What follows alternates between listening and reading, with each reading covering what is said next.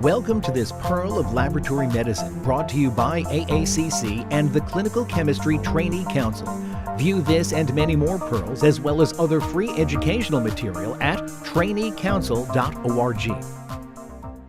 Hello, my name is Imran Uraizee. I am Chief Resident in Anatomic and Clinical Pathology at the University of Chicago Medical Center. Welcome to this Pearl of Laboratory Medicine on social media in pathology. What exactly is social media? In the broadest sense, social media refers to digital platforms and websites that allow users to interact within an online community by sharing content.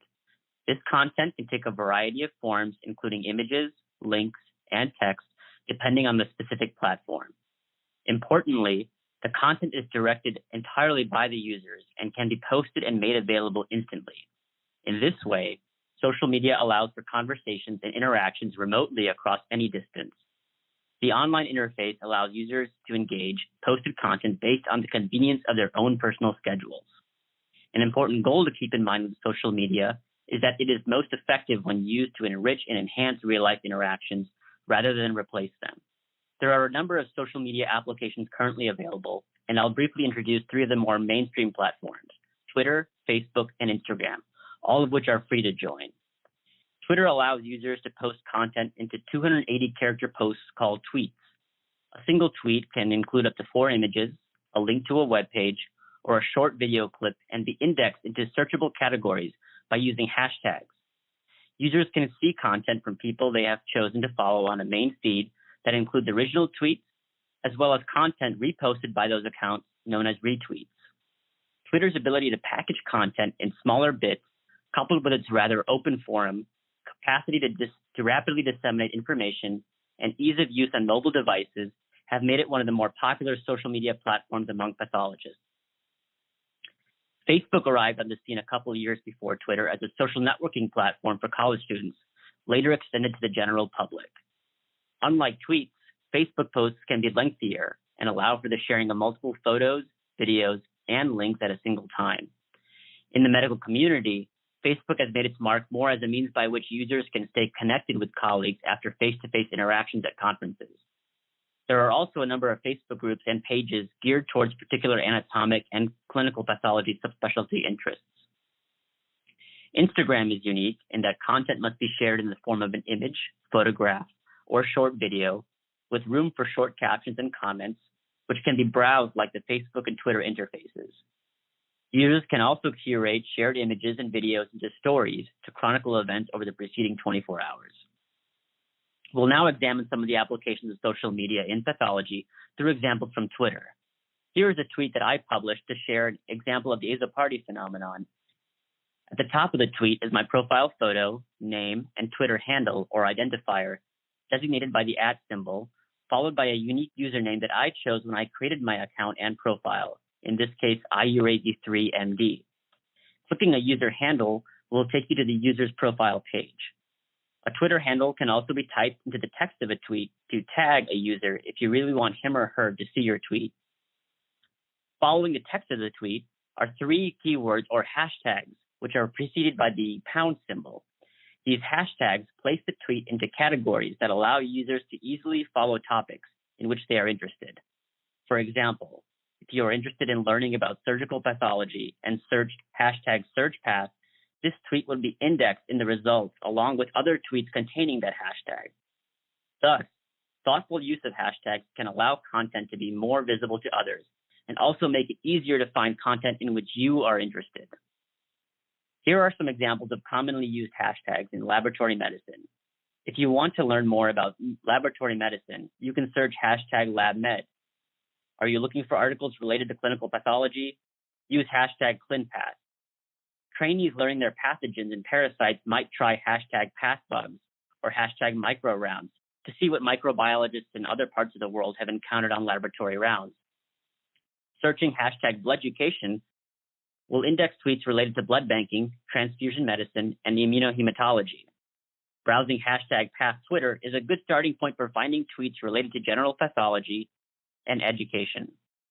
One of the best examples of how Twitter can serve as a catalyst for the rapid spread of information and enhanced networking opportunities is its real-time use at professional medical conferences, otherwise known as live tweeting.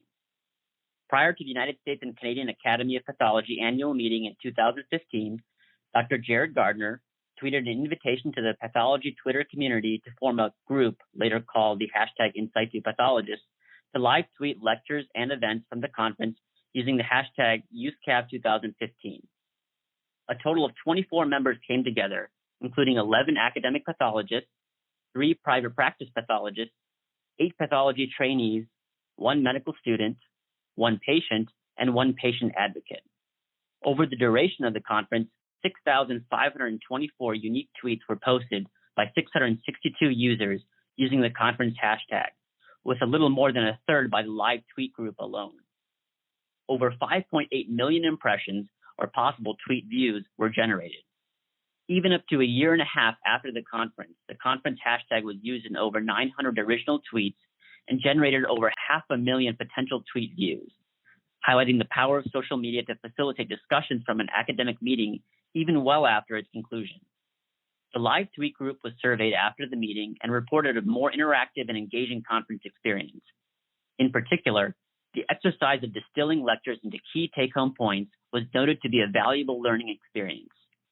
The group members cited the ability to reach a worldwide audience, including a number of pathologists and trainees unable to physically attend the meeting, as another major advantage, along with being able to follow multiple sessions occurring at the same time. The experience led to a number of in-person meetings and networking with fellow tweeters and followers, often denoted with a specific hashtag for met on Twitter than in real life.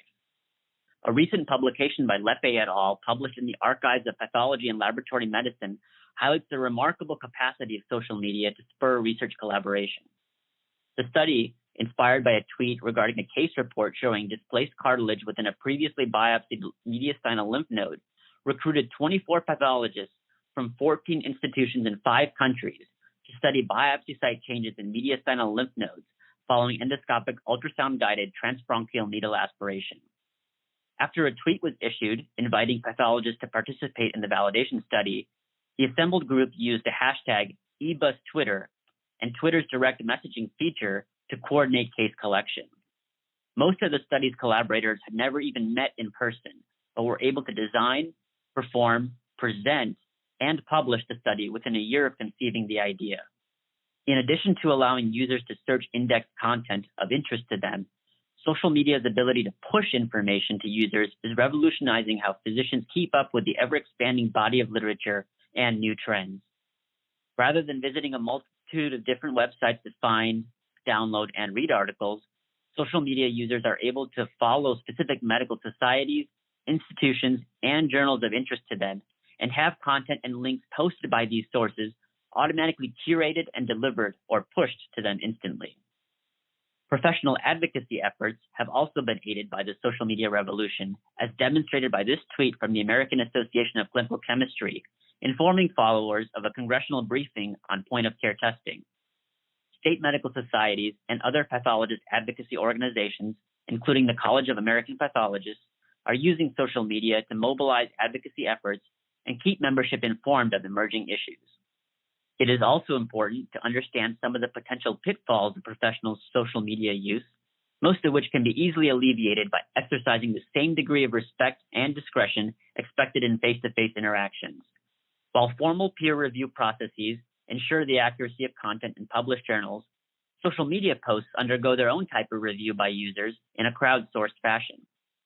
Published posts are instantly available to other users, can be easily screenshot or recorded, and thus can be very difficult, if not impossible, to retract even after deletion. Thus, it is best to use the pause before posting approach, in which you deliberately review every post and avoid posting content on impulse. Along these lines, it is also best to steer clear of heated personal discussions and debates in the public forum. Remember that public accounts can also be screened by potential employers. As much as a well-maintained professional social media presence can be a major advantage in a job search, posting of inappropriate or unprofessional content can be equally detrimental. One of the biggest concerns surrounding professional social media use in pathology is maintaining privacy.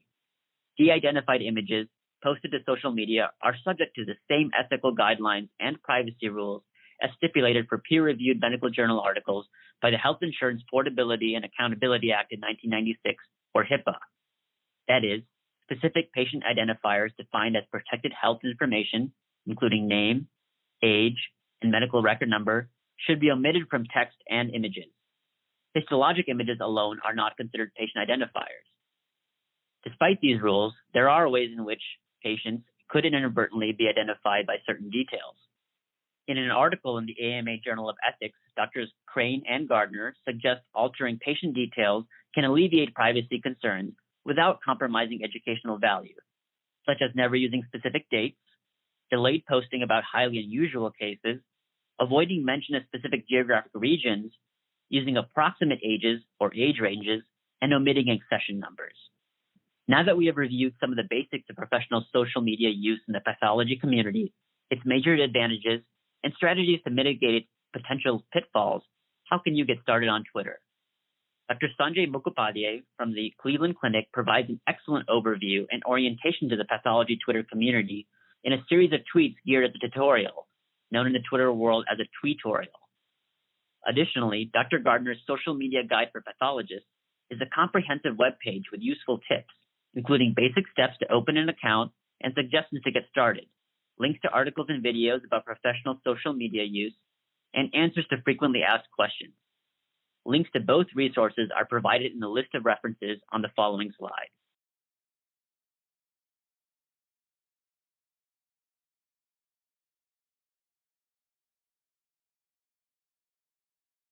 Thank you for listening to this Pearl of Laboratory Medicine on social media and pathology.